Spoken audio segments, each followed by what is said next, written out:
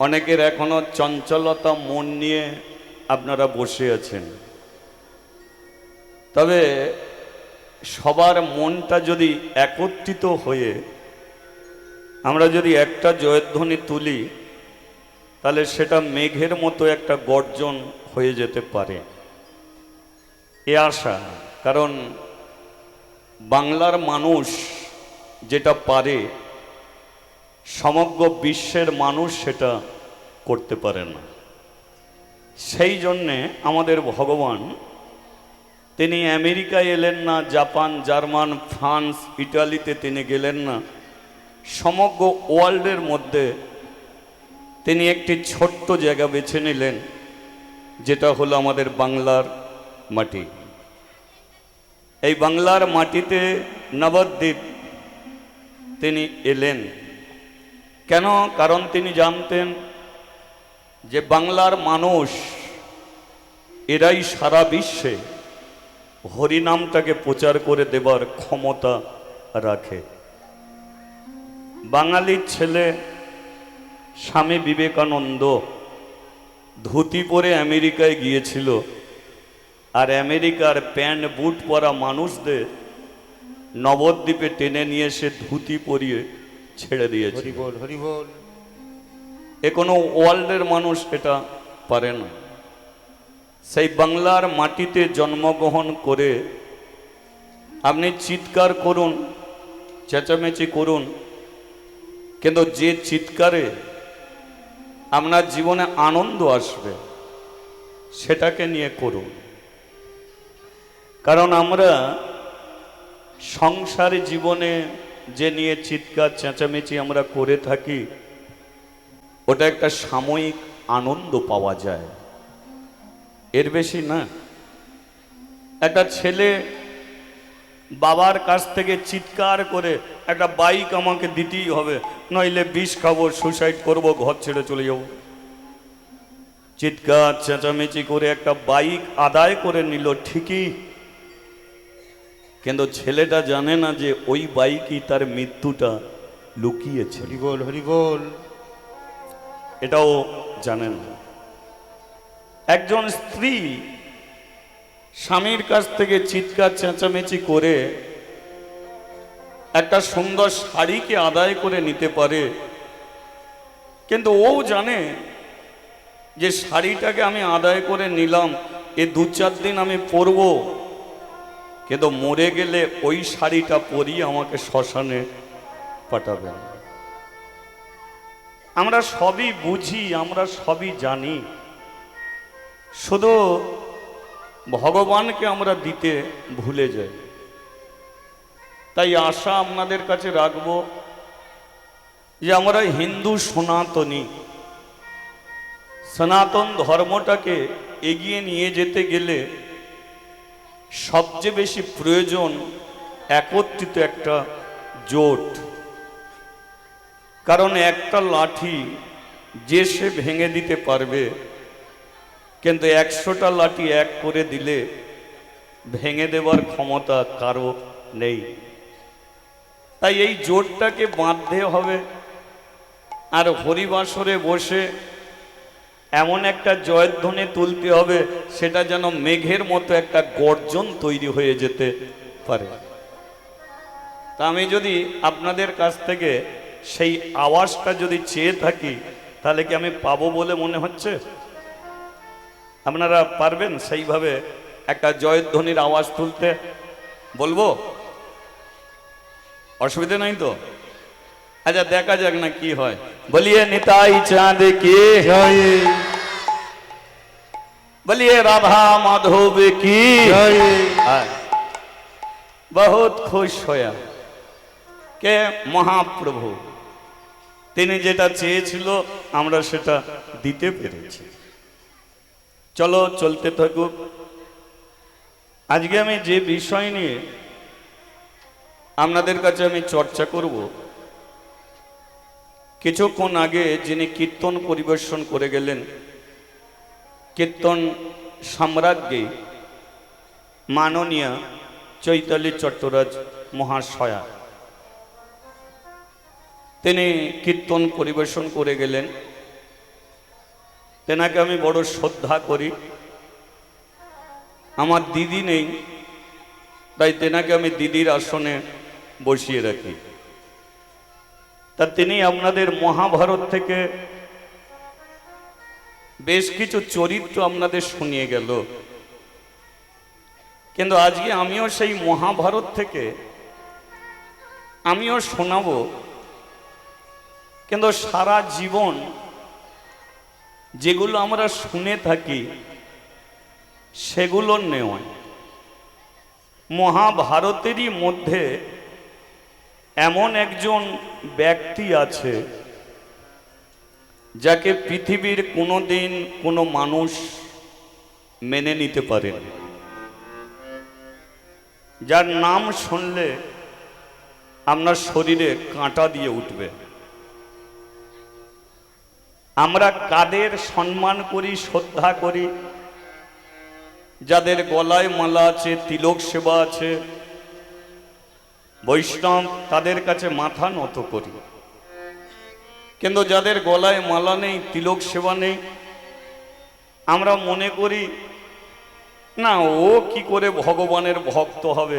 একটা ভক্ত যদি হবে তো একটা মালা পরতে পারেনি। মালা পরেও যেমন ভগবানের ভক্ত হওয়া যায়, না মালা পরেও মা তার ভক্ত হওয়া যায়। হরি বল, হরি বল। আপনাকে আগে জেনে দেখতে হবে মালাটা আপনি কেন পরেছেন। এই মালার দ্বারায় আপনার কি হচ্ছে? একটা মালা, এ মালার কাজ কি?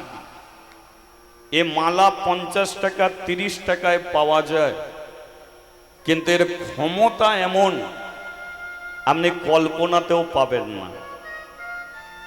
যেমন আমাদের এই সনাতনীর কোনো একটা ছেলে গলায় মালা, তিলক সেবা, হাতে নামের ঝোলা নিয়ে আমেরিকায় চলে গেছে। ধরুন আমেরিকায় গেছে, আমেরিকায় ঘুরে ঘুরে বেড়াচ্ছে। তার কি আছে? একটা ধুতি, একটা পাঞ্জাবি, মালা, তিলক, নামের ঝোলা, সারা আমেরিকা ঘুরছে।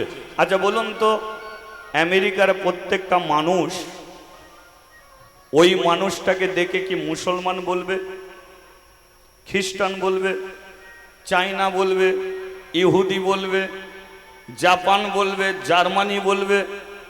বলবে না। আমেরিকার প্রত্যেকটা মানুষ কেন, সমগ্র বিশ্বের মানুষ ওই মালা তিলক দেখে বলে দেবে এ ভারতবর্ষ থেকে এসেছে, এর ধর্ম হলো সনাতনী, আর এদের ভগবান হলো কলিযুগে প্রাণের ঠাকুর সে গৌরাঙ্গ মহাপ্রভু। এবার বলুন, মালা তিলকে আপনি কি পেলেন? সারা বিশ্বে আপনি পরিচিত হয়ে গেলেন, আপনি একজন সনাতন ধর্মের মানুষ।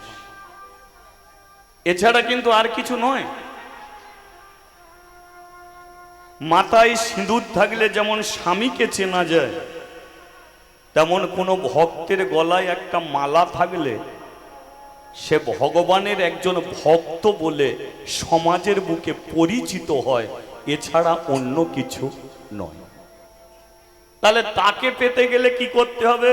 এ মালা তিলক বাদ দিয়ে আপনার একটা জিনিসের প্রয়োজন, সেটা কি? একমাত্র ভক্তি। কি বললাম? ভক্তি।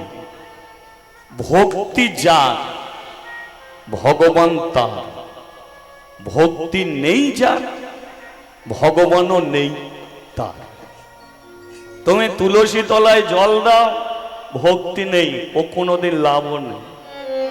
ঠাকুর ঘরে গিয়ে প্রদীপ জ্বালো, ভক্তি নেই, ও তেল খরচ করে কোনো লাভ নেই। আপনি ভক্তিতে বাঁশবাগানে গিয়ে বসুন। আমরা হরিবাসরে আছি, কোনো একটা ছেলে বাঁশবাগানে দাঁড়িয়ে ভগবানকে ডাকছে, যেখানে পায়খানা পেশাব পড়ে আছে, সেইখানে দাঁড়িয়ে ভগবানকে ডাকছে। ভগবান আমাদের ছেড়ে দিয়ে তার কাছে গিয়ে বলছে, বল ভাই ডাকছিস কেন? তাহলে আমাদের ছেড়ে দিয়ে তার কাছে গেল কেন? কারণ তার মালা নেই, তিলক নেই, ধুতি নেই, পাঞ্জাবি নেই, কিন্তু রক্তের ভেতরে লুকিয়ে আছে কৃষ্ণ ভক্তি। বল হরি বল। এই ভক্তি যার মধ্যে আছে সে ভগবানের দেখা পাবে। আমাদের ভক্তি নেই, তাই আমরা ভগবানকে দেখতে পাই না। জেনে দেখবেন, দেখা আর পাওয়া দুটোর মধ্যে তফাৎ আছে।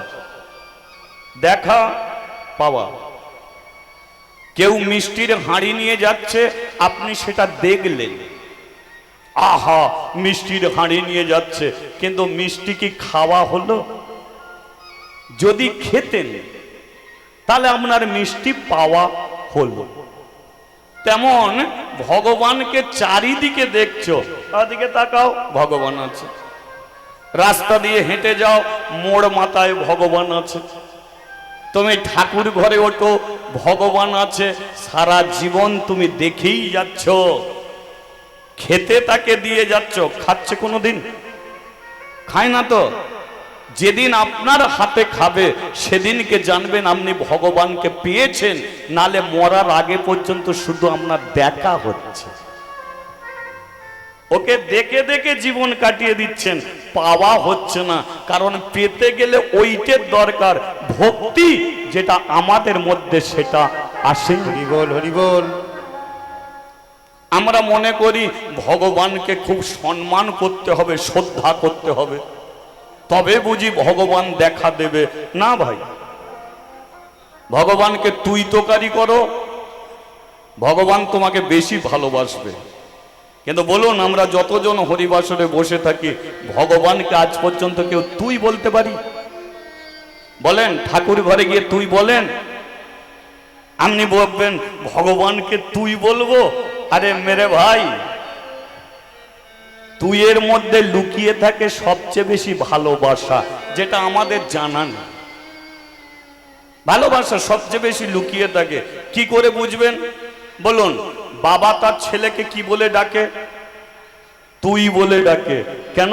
কারণ বাবাই পৃথিবীতে সবচেয়ে বেশি তার ছেলেকে ভালোবাসে। ছেলে যদি অন্যায় করে, বাবা গিয়ে চুপি চুপি বলে আসছে, এই তোদের আমি ফাইন দিয়ে দিচ্ছি, আমার ছেলের যেন মান সম্মান না যেন যায়। এটা বাবার ছেলের প্রতি ভালোবাসা। এ ভালোবাসাটা কি থেকে তৈরি? তুই থেকে তৈরি। মা তার মেয়েকে কি বলছে? তুই বলছে। কারণ পৃথিবীতে মাই সবচেয়ে বেশি তার মেয়েকে ভালোবাসে। মেয়ের বিয়ে হয়ে যাওয়ার পরে কজন খোঁজ রাখে, কিন্তু মা সারাটা জীবন মেয়ের খোঁজে রেখেছে, ঘরেও রেখেছে, সেখানেও গিয়ে রেখেছে। কেন? ভালোবাসা। দাদা তার বোনকে তুই বলে। কেন বলে? কারণ বোনের বিয়ের সময় দেখবেন দাদাই সবচেয়ে বেশি পরিশ্রম করে। বোন দাদাকে কি বলে? তুই বলে। কারণ ভাই ফোঁটার দিনকে বোনই চন্দনের বাটি নিয়ে দাঁড়িয়ে থাকে দাদার কপালে ফোঁটা দেবে বলে। হরি বল। তাহলে তুইয়ের মধ্যে লুকিয়ে আছে কি? সবচেয়ে বেশি ভালোবাসা। বলুন, বৃন্দাবনে কৃষ্ণ ছিল। বৃন্দাবনে কে ছিল? কৃষ্ণ। তিনি রাখাল ছেলেদের সর্বদাই সঙ্গে নিয়ে খেলাধুলা করত। কিন্তু রাখাল ছেলেরা কি হে কৃষ্ণ বলতো, হে গোবিন্দ বলতো? তারা কিন্তু তুই বলেই ভগবানকে সম্বোধন করত। তাই ভগবান রাখাল ছেলেদের সঙ্গে সর্বদাই সময় দিত। এ তুই ভগবান সবচেয়ে বেশি ভালোবাসে, এই তুই সপ্তে। তাই কোনোদিন তুমি ঠাকুর ঘরে প্রণাম করে ভগবানকে বলে যাও, ভগবান ঘরে আমার বুড়ি বাবা মা আছে, আমি সকালে কাজে যাচ্ছি, আমার বুড়ি বাম্মাকে তুই দেখবি। আমি চলে যাচ্ছি, সন্ধেবেলা ফিরবো, দেখবি এদের বাবার কষ্ট হলে তুই যাবি, মায়ের কষ্ট হলে মাকে নিয়ে ডাক্তারখানায় যাবি, আর বল সন্ধেবেলা ফিরবো, কি খেতে ভালোবাসিস বল, আমাকে একটু বলবি, তোর জন্য আমি কিনে আনো। করুন না সম্পর্ক এইভাবে, তুই তোকারি করে সম্পর্ককে তৈরি করুন। প্রত্যেক দিন বলতে থাকুন, বলতে বলতে ওই মাটির ভগবান একদিন বলবে, দাদা আমার তারে একটু মিষ্টি আনবি, আমি একটু মিষ্টি খাবো। হরি বল, হরি বল। যেদিন আপনার হাতে খেতে চাইবে সেদিনকে জানবেন আপনি ভগবানকে পেয়েছেন, নইলে সারা জীবন শুধু আপনার দেখা হয়ে যাবে, পাওয়া কোনোদিন আর হবে। এবার বলুন, এমন একজন যার গলায় মালা নেই, তিলক নেই, কিন্তু রক্তের সঙ্গে মিশে আছে কৃষ্ণ ভক্তি, কিন্তু পৃথিবীর মানুষ কোনোদিন তাকে মেনে নেয়নি, কোনোদিন পৃথিবীর মানুষ তাকে মেনে নেয়নি। সম্পর্কে ছিল দুর্যোধনের মামা ছিল। বলুন তো দুর্যোধনের মামা কে ছিল? একটু ভাবে রাখতো মনিটরটা একটু। দুর্যোধনের মামাকে শকুনি মামা। আপনারা বলুন, এই শকুনিকে পৃথিবীর কোনোদিন মানুষ মানতে পেরেছে? শকুনিকে যদি মেনে নিত তাহলে ভারতবর্ষে কোটি কোটি ছেলে আছে, কোন বাবা মা অন্তত ছেলের জন্যে একটা নাম বাছাই করত যে আমার ছেলের নাম শকুনি, মার্কেটে একটাও খুঁজে পাবে? আচ্ছা মার্কেটে একটাও আছে? কেন নেই? কারণ ওকে ভালোবাসেনি, তাই ওর নাম নেই। ওর ঘরে প্রদীপ জ্বালেনি, কারণ ও একটা নোংরা ছেলে। কেন নোংরা? মহাপাপী দুর্যোধনের সঙ্গে থাকতো, আর ও শকুনি এমন একটা যন্ত্র পিস, সবার মাঝখানে মেয়ে ছেলের কাপড় ধরে টানাটানি করতে বলেছিল। কার চক্রান্ত? শকুনি। শকুনি করিয়েছিল দ্রৌপদীর বস্ত্রহরণ। তাই সমাজের বুকে ওই শকুনিকে কোনোদিন প্রদীপও দেয়নি, ধূপও জ্বালেনি, তাকে প্রণামও করে। কিন্তু শকুনি কত বড় কৃষ্ণ ভক্ত, শকুনি কত বড় হরি ভক্ত। এ শকুনির মতো জীবনে আমরা কোনোদিন ভক্ত হতে পারবো না। আমরা প্রদীপ জেলে ভক্ত হতে পারি, মালা পরে ভক্ত হতে পারি, কিন্তু তিনি না মালা পরে, না তিলক সেবা করে, তিনি ভগবানের এক পরম ভক্ত। কুরুক্ষেত্রে যুদ্ধ হয়েছিল, সেই যুদ্ধে অর্জুনের রথের সারথি ছিল কৃষ্ণ, কিন্তু কৃষ্ণ হতে কোনোদিন কুরু বংশ ধ্বংস হয়নি। কুরু বংশ ধ্বংস হয়েছিল একমাত্র শকুনির জন্য। মামা ভাগ্নে যেখানে, বিপদ থাকে না সেখানে।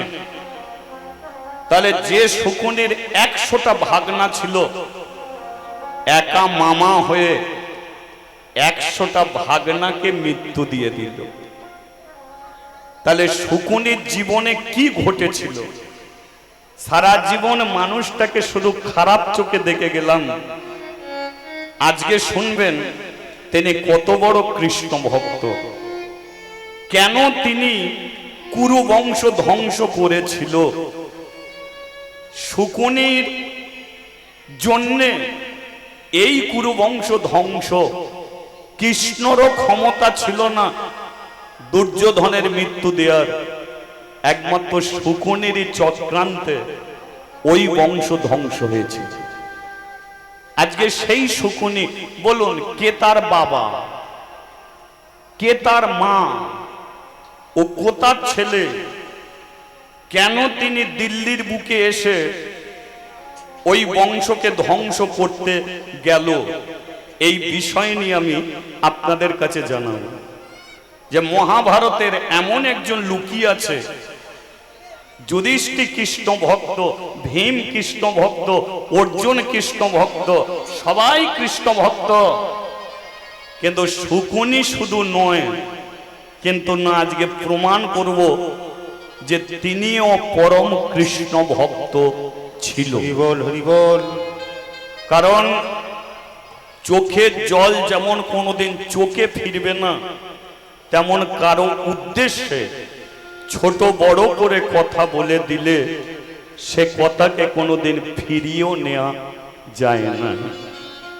তাই এতদিন তাকে নিন্দে করে এসেছ, কিন্তু পূজা যদি করতে হয় তাকে পূজা করো, প্রদীপ যদি জ্বালতে হয় শকুনিকে জ্বালো, আর শকুনির কাছে করো জোরে করে বলো যে তোমার মতো যেন আমি কৃষ্ণ ভক্ত হতে পারি। এই শকুনির সম্পর্কে জানবো, আর একটা মেয়ে ছেলের বিষয়ে জানবো। মেয়েটাকে আপনারা চেনেন, তবু চেনেন মেয়েটাকে। মেয়েটা চোখে দেখতে পেত, তবু চোখে কাপড় বেঁধে ঘুরে বেড়াতো। মেয়েটাকে গান্ধারী, তাই তো? গান্ধারীকে আপনারা জানেন, কিন্তু গান্ধারী আমাদের একটা জিনিস জানিয়ে দিয়ে গেছে, ভারতবর্ষের সমস্ত স্ত্রী জাতিকে, স্ত্রী কুমারীকে নয়, যারা হাতে শাঁখা মাথায় সিঁদুর তাকে বলে স্ত্রী। যার শাঁখা সিঁদুর মুছে গেছে তিনি হলেন বিধবা। তিনি কুমারী মেয়েদের জানায়নি, স্ত্রী জাতিকে জানিয়ে গেল যে ওরে, স্বামী অন্ধ হোক, স্বামী কানা হোক, স্বামী রুগী হোক, তবু জানবি সেটাই তো স্বামী। হোক না সে রূপবান, হোক না সে ঐশ্বর্যবান, হোক না সে বলবান, তবু জানবি সেটা একটা পরপুরুষ। নিজের স্বামীকে সেবা কর, সমাজের বুকে মানুষ শ্রদ্ধা করবে। আর নিজের স্বামীকে ছেড়ে যদি পরপুরুষে সঙ্গ করিস, হয়তো পরের ছেলেটা তোকে ভালো খাওয়াবে, ভালো শাড়ি দেবে, কিন্তু সমাজের মানুষ তোর গায়ে থুতু ছিটিয়ে দেবে, নোংরা মেয়ে বলে। হরিবল হরিবল। এ গান্ধারী প্রমাণ করে দিল যে যার স্বামী ছিল জন্ম থেকে অন্ধ, সেই অন্ধ স্বামীকে সেবা করেও সমাজের বুকে একজন সতী নারী গান্ধারী হওয়া যায়। এই গেল আর একটা দুর্যোধন। পাপ মানুষ করে, কিন্তু কত ভয়ঙ্কর পাপ দুর্যোধন করেছিল এটা আমরা জানব। শুরু করব গান্ধারীকে দিয়ে, শেষ করব আমরা দুর্যোধনের মৃত্যু দিয়ে, মাঝখানে শুনব শকুনির জীবন কাহিনী। এই তিন চরিত্র নিয়ে আমরা শুনব শকুনির ধ্বংসযজ্ঞ অর্থাৎ দুর্যোধন বধ। আমি বলবো, আপনারা শুনবেন। তার আগে একবার বলিয়ে চৈতন্য মহাপ্রভুকে জয়, নিতাই চাঁদ কি জয়, রাধা মাধব কি জয়। একটু হরিনাম করা যাবে কি? করা যাবে একটু হরিনাম? আপনারা করবেন? করবেন? আচ্ছা, যে যে করবেন না একবার হাত তুলুন। করবেন না বলেছি, কই বাদ নেই। শুধু এইটুকু বলবো, আমি বলার জায়গায় দাঁড়িয়েছি, আপনারা শোনার জায়গায় বসেছেন। আপনাদের সঙ্গে আমার কোনো তফাৎ নেই। জেনে রাখবেন, আমরা সবাই ভাই ভাই। আমি যদি অন্য ধর্মের মানুষ হতাম তাহলে এই স্টেজে আমাকে দাঁড় করাতো না। আপনারা কেউ যদি অন্য কেউ হতেন তাহলে এই জায়গায় আসতেন না। তাহলে আমরা সবাই ভাই ভাই। আপনাদের সঙ্গে আমার কোনো তফাৎ নেই। তফাৎ আছে শুধু এক জায়গায়। তফাৎ এক জায়গায়। কোন জায়গায় জানেন? ভগবান আমাকে বলতে পাঠিয়েছে, আপনাদের ভগবান শুনতে পাঠিয়েছে। ভগবানের যদি কৃপা হয় তাহলে এই বলার মানুষটা একদিন শোনার জায়গায় চলে যাবে, আর শোনার মানুষ একদিন বলার জায়গায় এসে দাঁড়িয়ে যাবে। এছাড়া কিন্তু আমাদের কোনো তফাৎ নেই, ভাই ভাই। এখানে শোনার জায়গায় বসেছেন, আপনাকে শুনতে হবে, শুনতে হবে আপনাকে। আপনি সিদ্ধান্ত গিয়ে বাড়িতে নেবেন। আপনি মন দিয়ে শুনুন, বাড়ি যান, বালিশে মাথা দিন, কি শুনলেন আপনি চিন্তা করুন। খারাপ জিনিস ফেলে দেবেন, ভালো জিনিসটাকে আপনি গ্রহণ করবেন। যদি বলেন পয়সা দিয়ে এনেছি, তুমি ভাই খারাপ কথা বলবে কেন? পৃথিবীতে এমন কোনো কীর্তনিয়া নেই যে সব কথাই সে ভালো বলতে পারে। তাছাড়া সমাজের বুকে আপনাকে ফেলতে হয়। যদি আপনি খারাপ কথা যদি না ফেলতে পারেন, তাহলে আপনি বাজার থেকে 20 কিলো কাঁঠাল কিনে এনেছেন, 20 কিলো কাঁঠাল এনেছেন, তাহলে তো আপনি 20 কিলো কাঁঠালই খেয়ে নিতে পারেন। খান কি? 20 কিলো কাঁঠালের 15 কিলো আপনি ফেলে দিলেন, 5 কিলো আপনি গ্রহণ করলেন। কেন? কারণ ডাঁটা খাওয়া যাবে না, ছাল খাওয়া যাবে না, আটা খাওয়া যাবে না। যেটা খেলে আপনার ভালো লাগবে আপনি সেটাই খান। তদ্রূপ শুনতে হবে। ভালো লাগছে না বলে চলে গেলে যেটা আপনার ভালো লাগতো জীবনে কোনোদিন সেটা আপনার আর ভালো লাগবে না। শুনে যান, খারাপ জিনিস ফেলে দিন, ভালো জিনিসটাকে ধরুন। 3টে মিনিট, 3 ঘন্টা হরিনাম শুনবেন, 3টে মিনিট আপনি ধরে রাখুন। এই 3টে মিনিট করে প্রত্যেক হরিবাসরে ধরে রাখতে রাখতে আপনার অবনতি হবে না, আপনার উন্নতি হবে। আর ওইভাবে ধরে ধরে রাখতে রাখতে আপনি একদিন ভগবানের দরজায় গিয়ে দাঁড়িয়ে দেবেন, আর ভগবান দরজা খুলে দেবে, আপনি সাক্ষাতে তাকে দর্শন করবেন। সেই জন্যে শুনতে হবে। বলিয়ে রাধা মাধব কি জয়, বলিয়ে গিরিধারী লাল কি জয়। তাহলে একটু হরিনাম করা যাক নাকি? হ্যাঁ, আচ্ছা এমনি করবেন না, হাতে তালি দিয়ে করবেন? কি ঠিক করছেন? তালি দিয়ে করবেন তো? চলুন। হ্যাঁ, হরে কৃষ্ণ হরে কৃষ্ণ কৃষ্ণ কৃষ্ণ হরে হরে, হরে রাম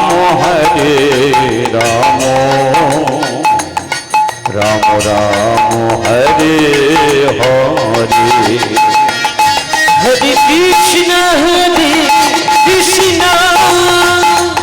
কৃষ্ণ কৃষ্ণ হরে হরে, হরে রাম রাম রাম রাম হরে হরে। হরে কৃষ্ণ হরে কৃষ্ণ কৃষ্ণ কৃষ্ণ হরে হরে, হরে রাম রাম রাম রাম হরে হরে।